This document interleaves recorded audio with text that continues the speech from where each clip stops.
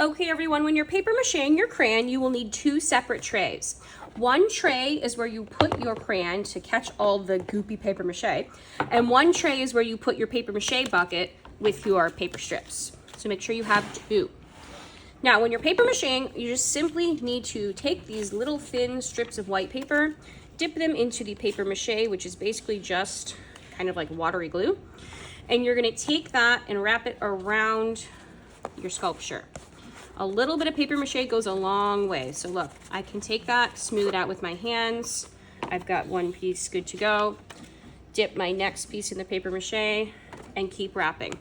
My goal is to cover the entire crayon with paper mache using the white paper. So I don't want to leave any empty spaces. My second goal is to make sure that I smooth out paper mache, because if I just put that paper mache on like this and I left it, it's gonna dry in a crinkled mess. I wanna make sure I smooth it out so that I can still see my crayon shape nicely and the paper mache isn't kind of messing up the shape.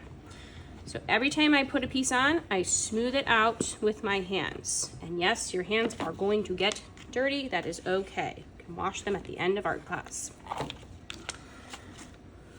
You might notice as you start to paper mache more, this is getting really goopy. I might not even need to dip my next piece in. I might just be able to put it on, smooth it out. Yep, and it sticks pretty nicely because I already have a lot of paper mache on here. So if you notice it's starting to drip, don't dip any more paper into the paper mache bucket. Just put it right onto your crayon and use the glue that you've got on the crayon already. All right, I've got a couple more pieces to go. Now this is the tricky part.